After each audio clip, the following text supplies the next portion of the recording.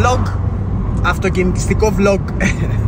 Λοιπόν, καινούριο vlogάκι ξεκινάει κανονικά, σταθερή αξία, ξέρετε, μέσα από το αυτοκίνητο. Αλλά σήμερα έχουμε πάλι δέμα. Λίγο με το δέμα τι έχει γίνει και τι έχει παιχτεί, να έχουμε λίγο έτσι. Περίμενα να έρθει άλλο δέμα, αλλά επειδή δεν υπάρχει πλέον διαθέσιμο, γιατί το παρήγγειλα και έφαγα φόλα και ακυρώθηκε η παραγγελία μου, δεν υπάρχει πλέον διαθέσιμο το προϊόν που είχα παραγγείλει την πρώτη φορά. Οπότε παρήγγειλα κάτι άλλο στη θέση του. Περιμένω να μπουν κάποια λεφτά ακόμα για να μπορέσω να παραγγείλω το καινούριο δέμα, το μεγάλο. Τώρα θα πάρουμε κάτι μικρό. Είναι για την τιμονιέρα. Είναι κάτι το οποίο πρέπει να υπάρχει στην τιμονιέρα. Οπότε έχει vlogging, setting και αυτό. Οπότε πάμε να πάρουμε το δεματάκι που ήρθε, να το σετάρουμε στην τιμονιέρα για να αρχίσουμε επιτέλους να παίζουμε σαν άνθρωποι, τουλάχιστον σε ένα βαθμό, γιατί ακόμα δεν μπορούμε. Αυτά.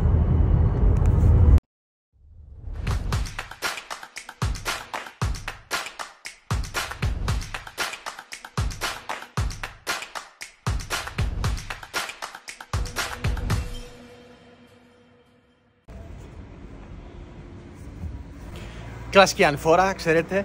Δεν είναι δύσκολη η ανηφόρα όμως αυτό καθεαυτό, γιατί γενικότερα είναι τεράστια, ρε παιδί μου. Δύσκολο είναι το να κουβαλάς και δέμα μαζί με την ανηφόρα. Τώρα τη χάνει να είναι ελαφρύ το δέμα. Ελαφρύ το χώμα μου. Όχι, εντάξει.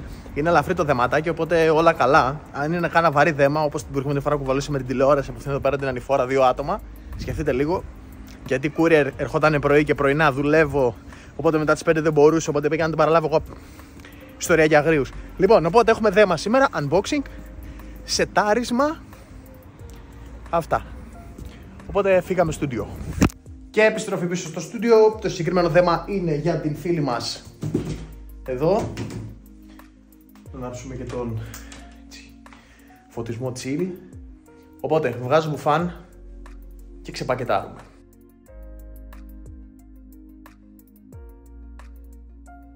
Για όσους δεν καταλάβατε, δεν έγινε ποτέ rec του βίντεο του unboxing. Το unboxing λοιπόν ήταν το πεντάλι του συμπλέκτη, γιατί η Moza όταν έρχεται στο bundle το R5 που έχω πάρει εγώ, έχει μόνο γκάζι και φρένο.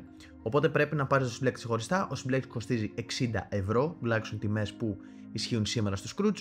Και η διαδικασία εδώ είναι που τον περνάω, που πρέπει να βγάλω ουσιαστικά τα pedals, να βάλω τέρμα δεξιά το γκάζι και τέρμα αριστερά το φρένο και στη μέση να προσθέσω το συμπλέκτη ή αλλιώς clutch. Και μετά η συνδεσμολογία έχει ως εξής: περνάει το καλώδιο μέσα του συμπλέκτη και συνδέεται στο φρένο και το γκάζι στο φρένο. Και μετά ο συμπλέκτης στο φρένο και το γκάζι στο φρένο, ένα καλώδιο θα πάει στη Moza από πίσω για να δώσει ρεύμα σε όλα τα πετάλια. Δεν χάνεται κάτι λοιπόν, καθώς ουσιαστικά ήταν το μόνο πράγμα που άνοιξε το κουτί, ήταν το πετάλι. Μέχρι και οι βίδες δεν ήταν μέσα, γιατί ήταν στο κουτί που ήταν ουσιαστικά το πεντάλ του R5 Bundle που αγόρασα στην αρχή. Μπράβο Γιώργο, για άλλη μια φορά τα κατάφερες.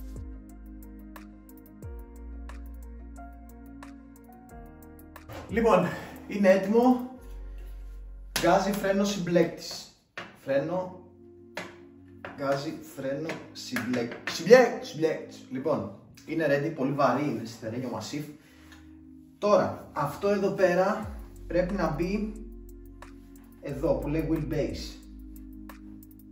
Το περνάς, έχει εδώ τρύπα στο συμπλέκτη, τα έχουν προβλέψει όλα, για να περάσει από εδώ πέρα μέσα και να κουμπώσει εδώ πέρα, τώρα δεν ξέρω αν το βλέπετε εσείς.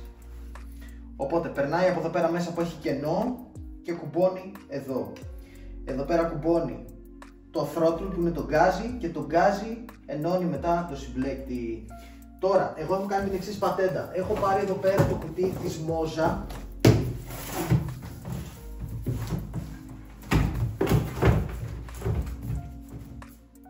και τα έχω βάλει πάνω και έχω βάλει πίσω και αυτό εδώ πέρα το κουτί έτσι για να πατάνε πάνω τα γκάζια. Αυτό γιατί το έχω κάνει? Αυτό το έχω κάνει γιατί θέλω να έχω λίγο πιο racing οδήγηση, δηλαδή τα ποδάρια μου να είναι λίγο πιο ψηλά και επίσης, κόπηκα, και επίσης περιμένω να έρθει το playseat, οπότε να κουμπώσει, όχι playseat, cockpit λέγεται κανονικά, playseat είναι εταιρεία, να μπει το cockpit. Ήθελα να πάρω τις next level, βασικά θέλω ακόμα να πάρω τις next level, απλά ήθελα να πάρω τις next level το καλό, το δυνατό, βγαίνει γύρω στους 500 ευρώ περίπου χοντρικά, αλλά δεν έχει καρέκλα, οπότε θα έβαζα δυνατά seat. Προέχειρα μέχρι να πάρω ένα bucket κάθισμα, ξέρω εγώ, από εδώ και από εκεί. Αλλά στην Ελλάδα δυστυχώς δεν υπάρχει ετοιμοπαράδοτο ούτε σε μεγάλο πολυκατάστημα ούτε μέσω Scrooge. Την παραγγέλνη την είχα κάνει κανονικά, απλά ακυρώθηκε η παραγγελία μου γιατί τελικά δεν ήταν διαθέσιμο το προϊόν όπως ήταν.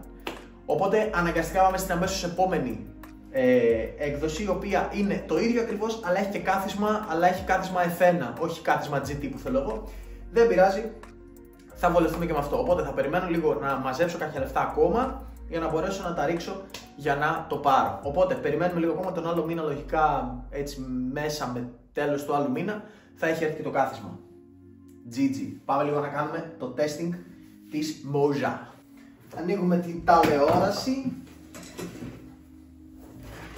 Δείτε εδώ τι έχω φτιάξει, Λοιπόν, έχουμε πάρει ένα ταμπλετάκι εδώ πέρα και έχω φτιάξει δικό μου Sim Dashboard. Πήρα ένα σάπιο ταμπλετάκι MLS, η MLS παίζει να μην υπάρχει ακόμα, να έχει καταργηθεί.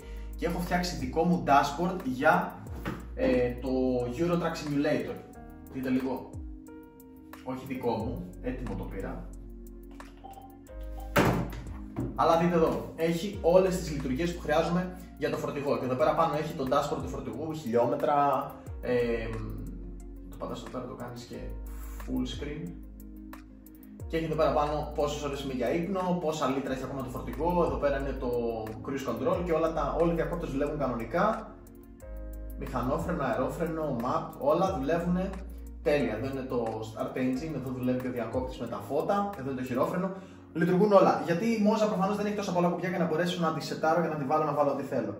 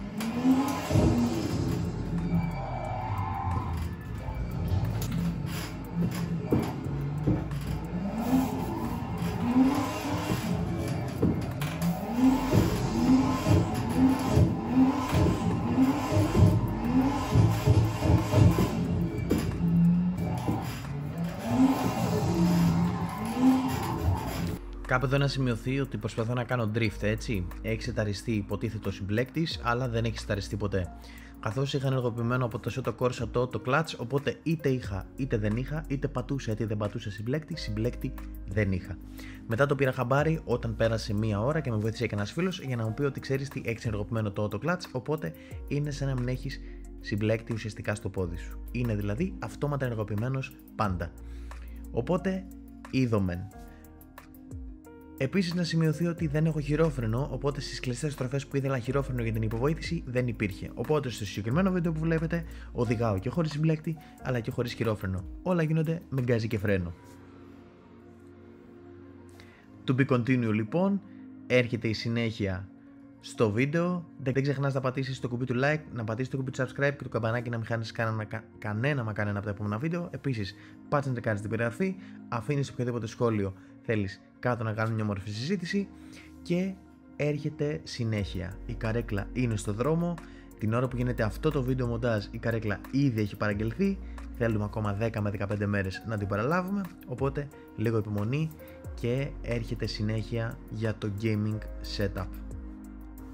Αυτό ήταν λοιπόν το σημερινό βίντεο, ελπίζω να σας άρεσε, ελπίζω να σας φάνηκε ενδιαφέρον και εμείς θα τα πούμε σε ένα επόμενο βίντεο. Μέχρι το επόμενο βίντεο να είστε όλοι καλά. Ωραία. Αυτά.